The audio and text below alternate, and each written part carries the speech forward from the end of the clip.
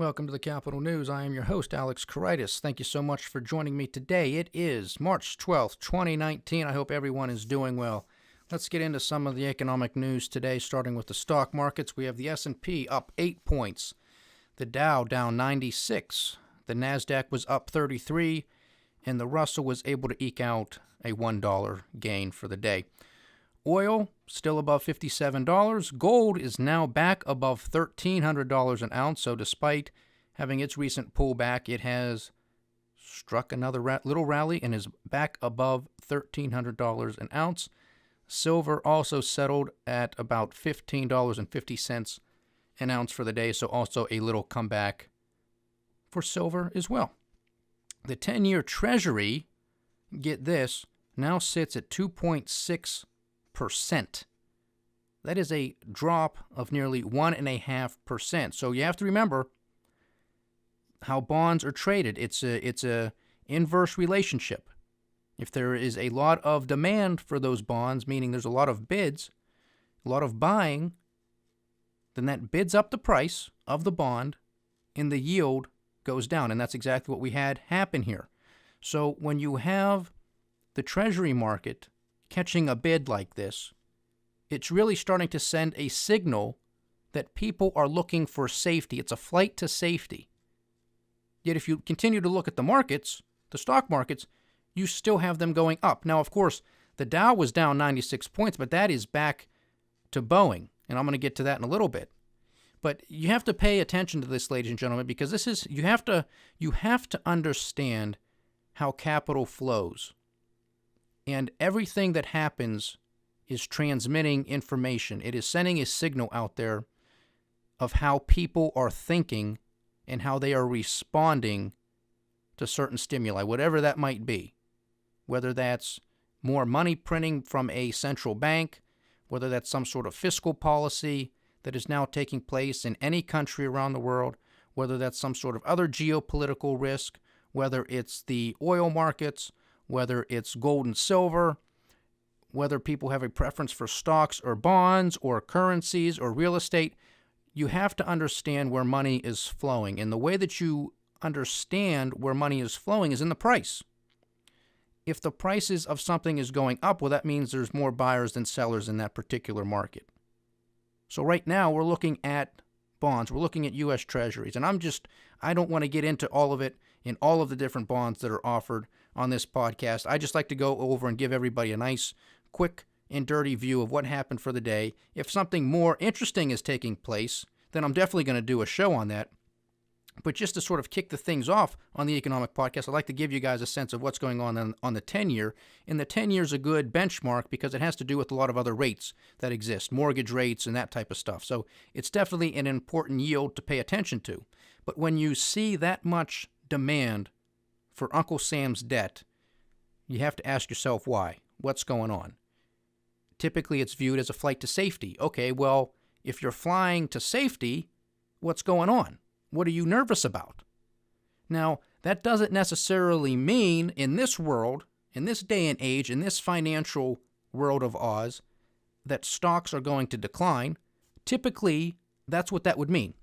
Because when you have those types of assets, if those are your two assets that you're looking at, if you're looking at stocks and bonds, and you want to make a move, you want to put it somewhere, because you can, let's just say, for the sake of example, you can put it in stocks, you can put it into bonds, or you can put it into cash. Okay? People are saying of those choices, in this instance, we want to catch a bid for treasuries. They caught a bid, they went up, the yield went down, it's suppressed, it's now at 2.6%. That's a big drop, okay?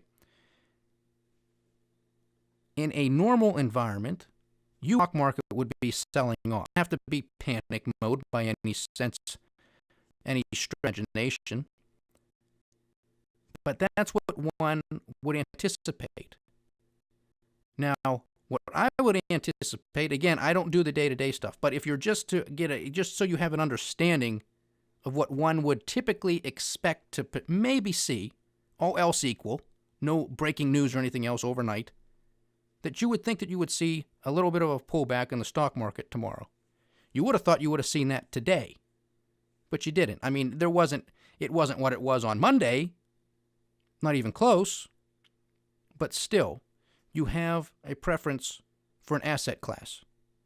And when you have money that's going to safety assets, bonds, you typically don't see more money flocking into a riskier asset, stocks. So you have to pay attention to these divergences because it's important. It's market signaling. Everything's a signal. And so much more now, it has to do with market psychology than it does maybe the fundamentals. And that's sometimes something I struggle with because I like to be analytical. I like to look at the numbers. I like to make a logical and rational case and argument to myself. Think about it. And then present that to you guys. And I think I do a fairly good job at doing that. The problem is we live in a land of Oz. We live in a world where markets get moved by the words of the few, not the many. And that's not how it's supposed to work. Whether that's a Federal Reserve chairman, whether that's a central bank president, whether that's the president of the United States tweeting something, markets move. It's not how it's supposed to be. You and I and 7 other billion people around the world are supposed to move markets and determine prices. That's how it's supposed to work. So when you're looking at the markets, and if you're just looking for a quick snapshot of what's going on, look at bond prices, look at bond yields, and then look to see what happened in the stock market and see if they make sense. Are they both going up at the same time? Are they both going down? Are they inversely related? Bond prices go up, stock prices go down, or vice versa? You got to pay attention. You have to pay attention. That's what it's all about. And I try to do my best to give you guys that information. It's something to pay attention to because we'll see one day is not a trend. One day by no means is a trend. But if this continues, if we start to see the 10-year Treasury yielding below 2.6, if we get into 2.5s and even the 2.4s, something's probably happening. The bond market, again, how I like to look at those guys is they're the adults in the room. The bond market is the adults in the room. Stock market, those are the crackheads. Those are the heroin addicts. They need their fix. They're itching. They're scratching. Come on, Jerome Powell, I need my fix. And that's what they got. And the market's rallied. We've had this story, this conversation many times before.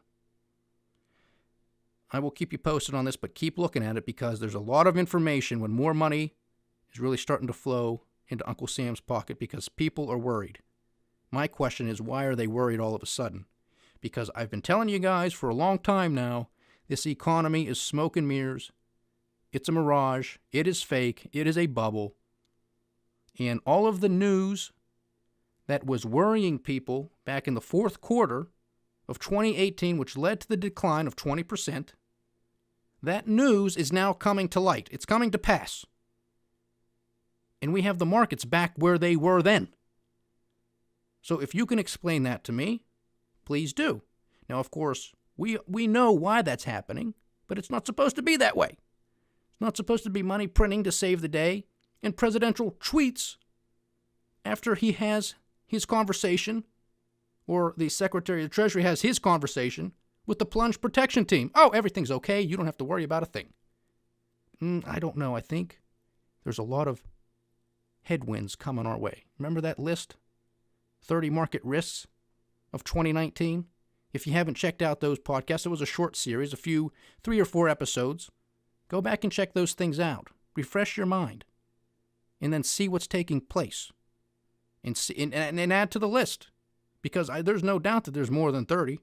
There's no doubt that there's more than 30. The VIX was down another 4% today. And then if you look at the currency markets, you might want to have paid attention a little bit to the pound today because, we had the Brexit news. Theresa May had her Brexit deal shot down once again, for the second time in only a matter of a couple of months. So it was a defeat. I think that was to be expected. She tried hard, supposedly. I mean, she was in the air. She was traveling to her counterparts in the EU, trying to strike a deal. She got something that they could agree on between her and the EU, but she did it at the last minute. Now, we're not surprised by this. We predicted this. We knew this was going to come down to the 11th hour, 59th minute, and it did. And it did. But when you do something like that, you don't give the members of the British Parliament, of the UK Parliament, enough time to digest what was going on. And you already have these politicians pretty much with their heels dug in. It's party lines. And that's how it came. That's how it was. It was 391 votes against to 242 votes for. But at least, I don't know if you want to say this is a silver lining for the Prime Minister, she was able to sort of shorten her deficit from 2 months ago. The deficit this time was 149 votes. Back in January, it was a difference of 230, which I believe was a historic defeat.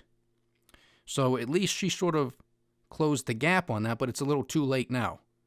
So what's next for the UK Parliament and the British people? What's going to happen next?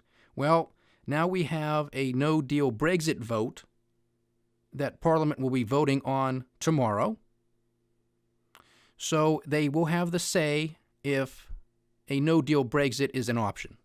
And if they vote for it, meaning no deal is on the table, then come March 29th, which is the deadline, the quote-unquote official deadline, that's it. That's probably going to be what's it. You're done. They're leaving. That's what the people voted for back in 2016. They're gone. See you later. Send a postcard.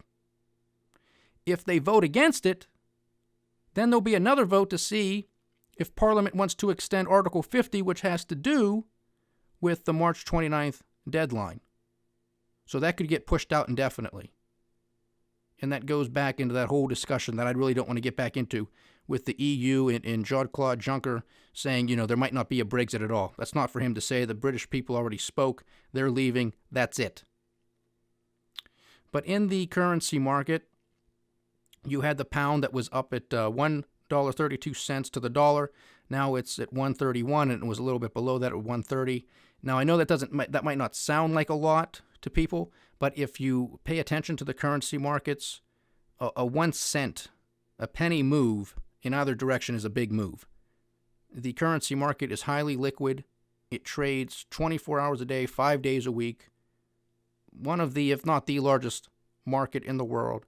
It's very liquid. So to see big movements in volatility is not an everyday occurrence, especially in the major currencies like the British pound, the US dollar, the euro, Australian dollar, Canadian dollar, those types of currencies.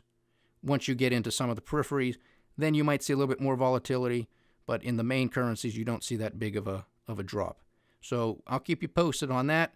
Obviously, if you're a currency trader, that might be very exciting to get involved with that type of volatility, but it's binary. Now everybody seems to think that a no-deal Brexit might be more likely. And if that happens, and then you have all of the fear-mongering on top of that, if it's the end of the world if there's a no-deal Brexit. If it's just a hard landing, a hard crash out, look out. It's going to be recession for as far as the eye can see. Now, I don't believe that to be the case. I think there'll be hardship. They might dip into a temporary recession from a technical standpoint. Will it be long-lived? I highly doubt it. But it would be, if it was to be long-lived, it would be long-lived because that would be a catalyst. Again, back to that list of 30 things of the market risk for 2019, where it is a no-deal Brexit, and that actually serves as a catalyst, and you have the domino effect of so many other things starting to get knocked over. Then you could have a prolonged recession. But if it is just a standalone thing and there is no catalyst, no domino effect after a hard Brexit, well then, I think they'll be just fine. Again, a little perspective, they survived World War I, they survived World War II, they survived a whole host of other things, political, geopolitical. They'll be fine. Is it going to be easy? No, it's not going to be easy. There's a lot of unknowns, and that's shame on them. They've had almost 3 years now to solve this problem, and they're at the 11th hour, 59th minute, and they didn't solve it. So shame on them. Now, I just hope that they don't put a second referendum to the people, because that would just be an insult and a smack in the face to the ideal of the democratic process. Now, as we look here right now, the Nikkei, the Japanese markets are down 275 points, or 1.3%, and the Hong Kong index is down 169 points, or 0.6%. And of course, that is on the back of Brexit. That is most of that noise that is driving them down. Because remember, there was that big rally in the Asian markets yesterday too, on the back of the American market. So I mean, everybody just follows everybody around, hoping for good news, seeing if something can happen. If it's good, it's great, and if it's bad, well, it depends on the day. Maybe it's okay, maybe it's terrible. All depends. I can't give you that type of guidance. We're just looking at it. We're just in the fun house together. Okay? But getting back to the Dow and it being down 96 points, one of the key components obviously has to do with Boeing. And Boeing continues to be in the news because of those plane crashes recently around their 737 MAX 8 aircraft. And you had China ground all of those planes. You've had Singapore do the same. I think Malaysia and the Philippines have done the same. You've now had the EU ground all of those 737 MAX 8s. And there's a lot of attention and calls for the same to happen in the United States. Boeing was down 6%, or $24.60 today, and now it stands at $375 a share. And if you recall, yesterday I was telling you guys, just a couple weeks ago, it was trading at $440 a share. So quite the drop in the past couple of days. So I'll keep you posted on that. Clearly, if there is more bad news for Boeing, I mean, how much further could it go if planes get grounded in the U.S. and elsewhere? And I don't expect anything major coming out of the investigation from that downed aircraft in Ethiopia, simply because those investigations typically take months, if not years, to finally find out what happened. What happened?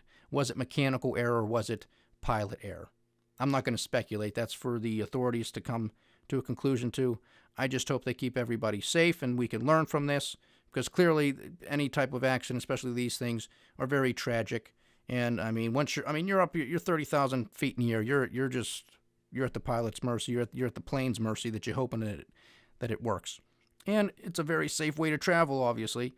We pay attention to these types of things because they are so rare, and thank God these types of incidents are rare. But you also always want to side on the side of caution. So there are calls for the planes to be grounded here in the U.S. We'll see if that takes place tomorrow. And then subsequently what might happen with the price of Boeing. And then moving on, I just want to follow up with some other things in dealing with the Three Stooges that were on 60 Minutes. And of course, again, I don't mean Moe, Larry, and Curly. I mean Jerome Powell, Janet Yellen, and Ben Bernanke of the Federal Reserve.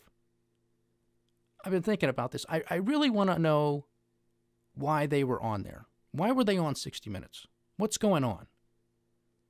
Because typically you don't have Federal Reserve chairman, current and former, giving really any type of interview. Now, I know that since Ben Bernanke was the chairman back in the 08-09 crisis, and forward on, especially because he came up with quantitative easing, which has just been screwing the average American for the past 10 years, he wanted to sort of open the doors, shed a little bit more light on what goes on at the Federal Reserve.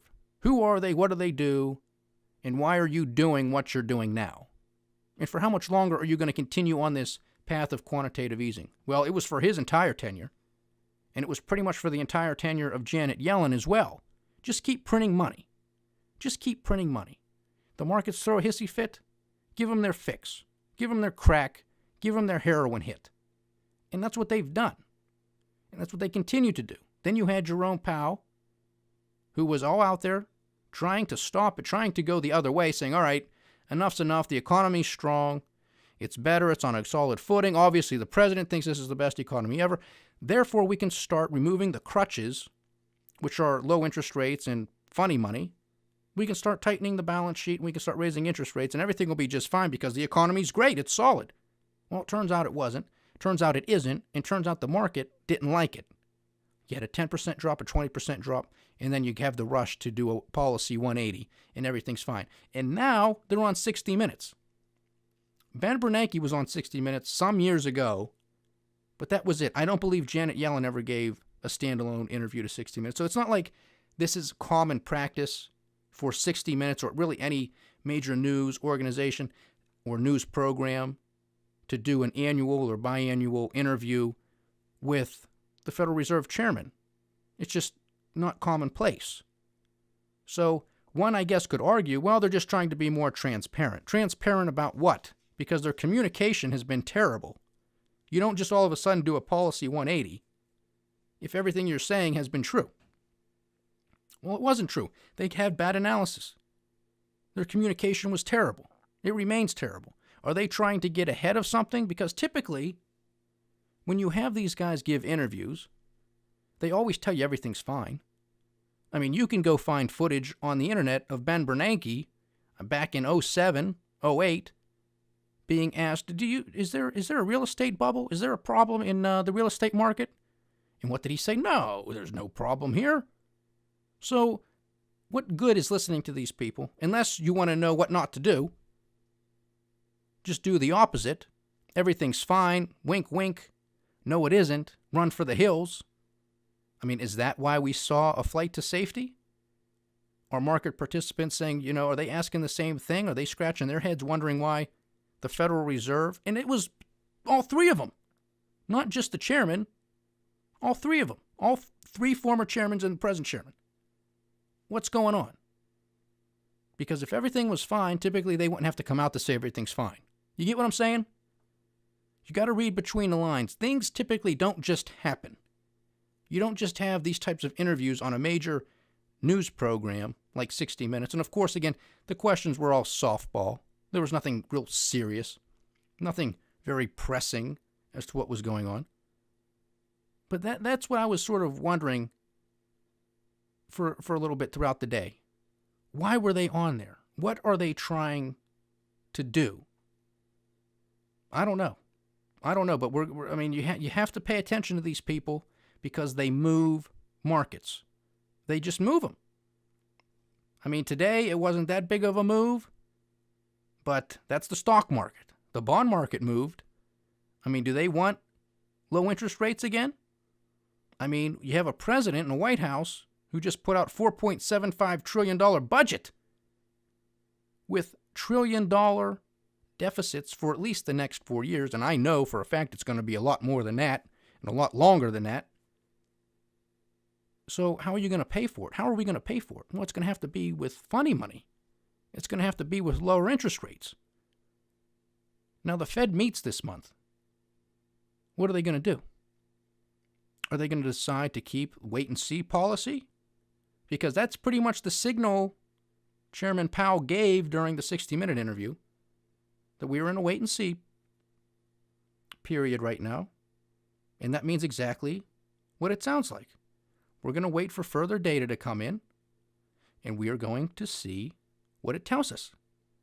If it's good, then we might be more inclined to say, okay, we might raise rates or we'll hold out a little bit longer. If it's poor, if it's bad economic news, if it's scary economic news, well, maybe we'd be more inclined to cut, or at least stop the quantitative tightening, which has to do with their balance sheet runoff. Your guess is as good as mine. We live in a world of financial Oz. That's where we are. It's very difficult for people to manage money in this type of scenario. It's very difficult. You have the quote-unquote bond king, the former bond king, Bill Gross of PIMCO fame, a great bond investor. He's retiring. And what were some of his words of wisdom as he was departing? Basically saying it's a lot more difficult to make the type of returns that he used to make. Now, that's for a couple of reasons. You have technological advancement, which means there's more people that have more access to information at the same time. So it becomes more competitive. And so you're going to have more difficulties making those types of returns, as opposed to what he did 30, 40 years ago. You also have this environment where you have the Federal Reserve and other central banks in so much control of the markets, it's very difficult to know what they're going to do, because if they can come out and change their minds like it's nothing, you just can't predict that.